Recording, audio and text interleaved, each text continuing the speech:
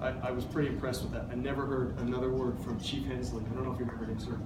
Chief Hensley, good man. Received a pen set from the former Air Combat Commander, General Richard Hawley. I worked in protocol, and we would go out and give these guys Tinker Burgers and tots at the flight kitchen. It was famous. Folks would fly across country and land there for some tots at this place and a Tinker Burger. In fact, I ordered and delivered tuna salad on several occasions to a 3-star that I can't remember his name, from the 82nd Airborne. And I didn't get a coin, but I got a huge thanks, and I say huge because this guy was like 6'7" and had muscles in his hair. Sleek. I've kicked Major General Andrew Mueller in the head. He's the Air Force Chief of Safety. He was Lieutenant Colonel, I was a lieutenant. Didn't know it. We were wearing just flight suits, no rank on him, and we were doing our water survival refresher. He was just coming back to Tinker. I didn't know who he was, and then trying to figure out how do you apologize. Anyway, it apparently didn't affect either one of us too much. I had the privilege of escorting General Breedlove when he was a 2-star to dining out, completely wowed by how charismatic, caring, and of a gentleman and an officer and a leader that he is. He, to me, ranks up there. I think General Welsh is fantastic. The way that he talks, the way that he treats people. General Breedlove, I've listened and talked on a couple of occasions. I was at his change of command when he took over that shape. Fantastic. I benefited from the leadership of Chief Master Sergeant of the Air Force, Rod McKinley, when he was my first sergeant and a single parent.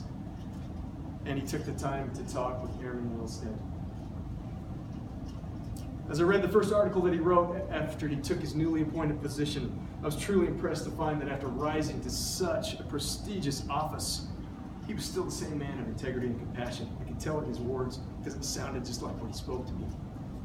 And interestingly enough, I found him on Facebook. He accepted my friendship. I was not sure if he would know who I was though. I've shared an elevator in Peru with Daniel Fernandez Strauch. He was a survivor of the 1972 Uruguayan rugby team that went down in the mountains. I was down there in my MPET role, in the elevator in my uniform, and he made a comment about it.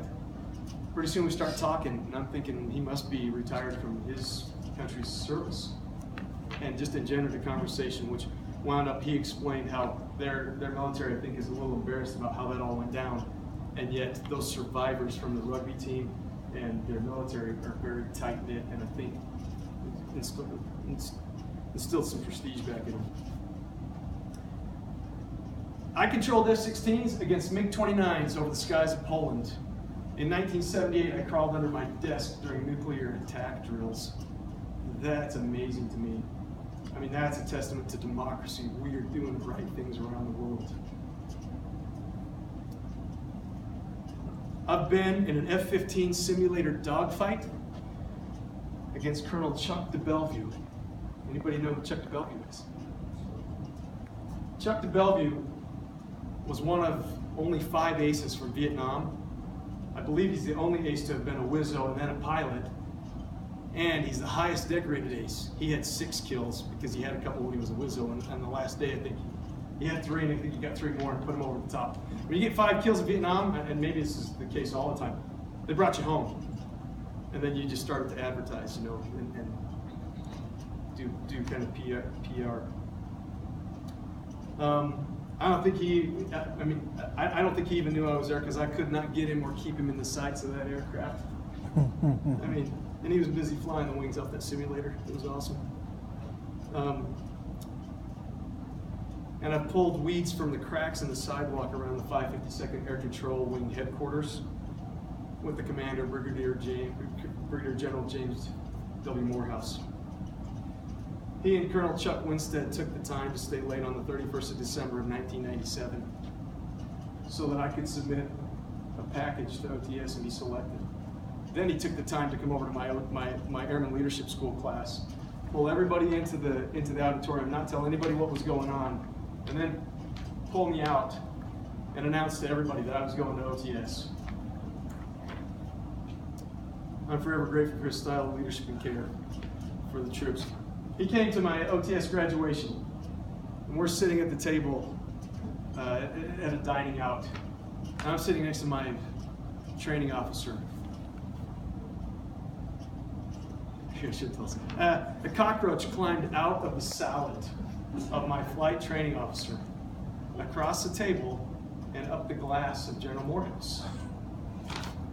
I grabbed my napkin, snatch the glass with the cockroach, grab the salad, and go to the kitchen and explain what happened. They bring a new glass to the general and a new salad to my flight training officer. General Morehouse proceeds to eat his salad without wincing. Good enough for me. I ate mine too. Okay, please bear with me for just a few more minutes now. Discovering an opportunity for international affairs and coming here. This has been fantastic venue. It's deepened my understanding of a lot of things and how we coordinate between components and a COCOM. Having served in the COCOM before, I didn't know how the sausage got made. Now I do. Country engagement plans, MTTs, SMEs, request for forces, CN money, 1203, 1004, 1033, status of forces protections. All of those things, they were foreign to me. I was just the taskmaster in Romania. So, I won't name everybody by name, but all of you that got an invite to come here, thank you.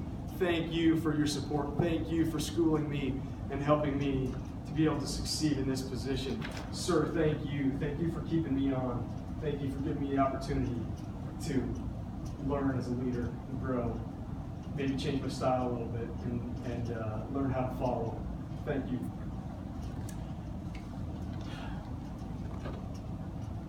One of the best things I've done yet, raise 4 children. Raise 4 children alongside Jenny while doing something that I've absolutely loved. This day has come all too soon. So permit me for a minute to just focus and talk about my family for a second. And I'll stick to the script so it doesn't take long. Well, it's going to take long, but my mother taught me centralized command and decentralized execution long before the Air Force ever got a hold of me. That was how she managed her children, and we are all better for it. She invested her time wisely in us when she had our attention, so that when that attention focused elsewhere in older years, we still did the right thing when no one was looking. My parents don't have college degrees. They both started one and never finished. And I don't say that to shame them, just listen as we go. My father is a retired E6, taught me to never lie. It's been both a blessing and a curse. It's a curse because I'll be the first guy in the room to fess up that I fell short. That can get annoying. But the blessing, I will never not fess up. Known problems can be dealt with and minimized. Everybody knows that. Bad news does not get better with time. He taught us that. He said, son, if you lie to me, I will whip your butt. But if you come to me and tell me the truth, I will go and help you fix the problem. I don't care what it is. You come and tell me first. Great leadership. My sister Marty. She has 7 children. Finished her teaching degree just a few short years ago. College degree. She's now Mrs. Snow and helping to raise her community. Or at least now she's getting paid to do so. You know, because with as many children as she has, she's got 7. It's not hard to already be influencing the children living in your neighborhood. My brother Steve, the iron lung.